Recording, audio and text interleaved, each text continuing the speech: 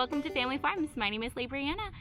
Today we're going to talk a little bit about our farm and the garden area that we have for it.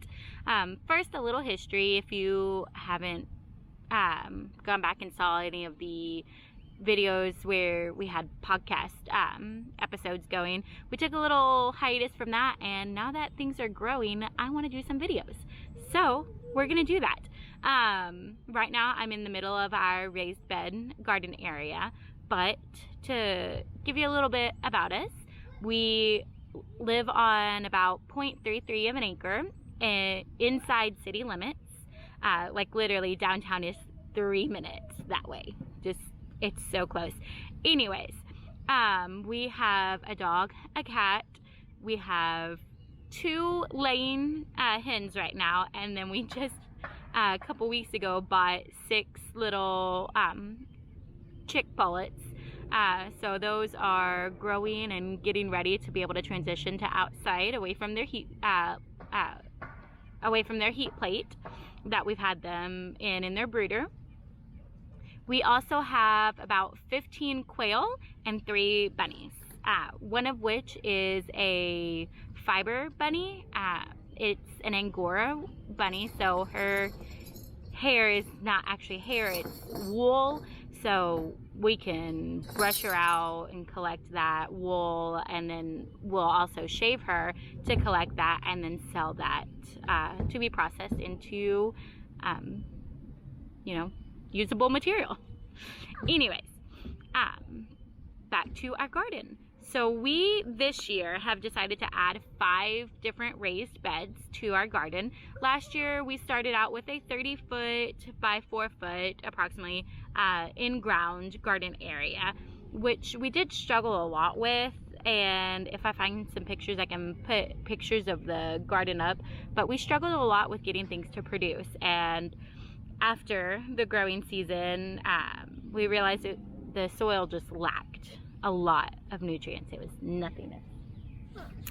So we put a lot of work into that this winter, and then we decided to just go for it and add a bunch of additional raised beds. We had done some research on square foot gardening, and I purchased a book and read up on that and watched videos and a bunch of different things. So we decided to add that in to our plan this year. You are actually sitting in one of the raised beds that I have already direct seeded. Today is March 6th, and I have sprouts. We planted this stuff on February 27th, and the weather here in Lenoir City, Tennessee, zone 7B has just been phenomenal for the past 2 months. Oh no! But let's take a look at these seedlings. Alright, so here are our seedlings. These are radishes. No sprouts yet from the gourmet salad mix lettuces that I planted in this one. We have carrots in here, but I do not believe this little guy is a carrot. I think that is an arugula sprout that just fell early. So we have those guys. And then the beds over here, this one does not have anything planted in it yet. And neither does this one. This one we've not even filled yet, and I'll get to that in just a moment. But then we have the 3-tier bed.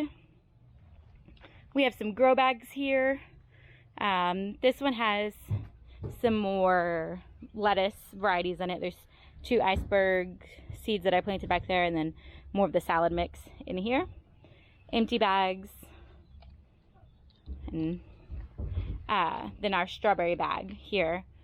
This is our little blackberry bush that we're planning to add more berries into that area back there. We haven't filled this one raised bed yet because our plan was originally to try out at least 2 different methods for filling the raised beds. We wanted to do what's called Mel's Mix. If you've looked into Square Foot Gardening, he's the one who's kind of invented that whole process, which is kind of what we're following, as you saw from how the beds are set up back there. But we wanted to use his recipe for the dirt for at least 2 of the beds, but we ended up getting a lot more material than we anticipated. So we did that, and we were able to fill up the majority of these beds with that mixture.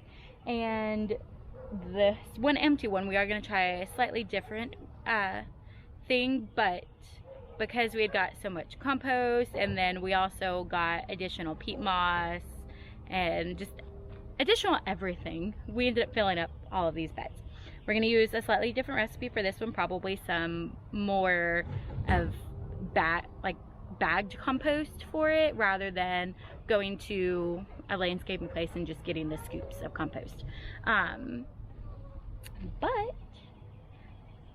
now that we've talked about this setup and everything, let's go ahead and go inside and look at some of our seedlings.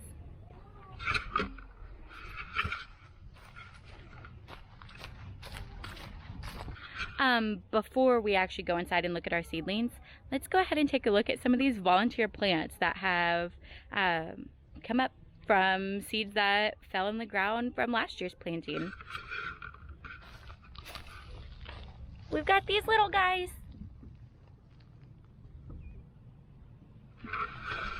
I believe those are cucumbers, if I'm not mistaken. But it's cucumber, squash, or zucchini.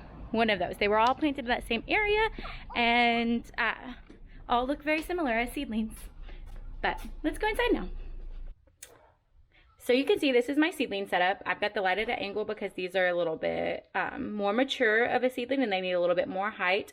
And these right here are still young and need the light a bit closer. So I've got it on an angle, and then as these get more mature and need to be potted up into bigger containers, I can just raise that up so that way it's all on an even playing field. I've got cucumbers and squash and zucchinis. I've got some tomatoes back here going, and then these are mostly my peppers. I have a few young tomatoes still here, and then again, actually, yeah, this is a tomato. So we've got those going, and they're going to be ready to go out in the ground in just a couple weeks. We're just trying to make sure that we're completely through the frost. So just to review, this year in our garden, we're going to grow from seed 5 different tomato varieties, 3 different pepper varieties, as well as a cucumber, squash, zucchini, and then we also have arugula and radishes, a gourmet salad mix, lettuce, leaf lettuce. We also have iceberg lettuce that I'm trying to grow, and carrots that we've already seeded.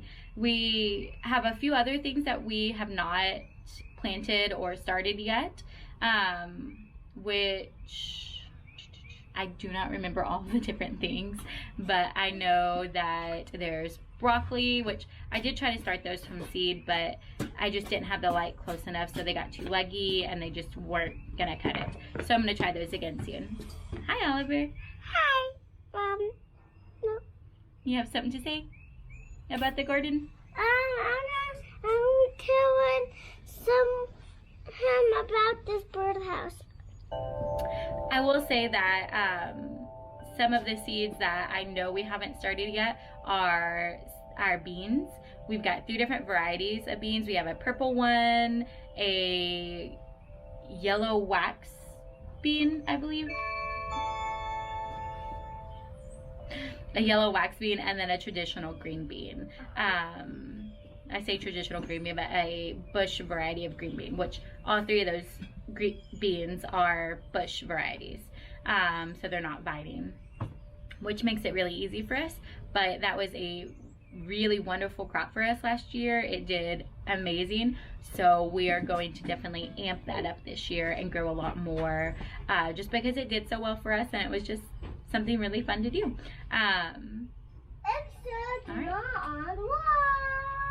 Well, it seems that Oliver is ready to really get going and play, so we're gonna hop off of here for now. Hopefully this video makes some sort of sense. Bye, Daddy! 5 different tomatoes of varieties. 5 different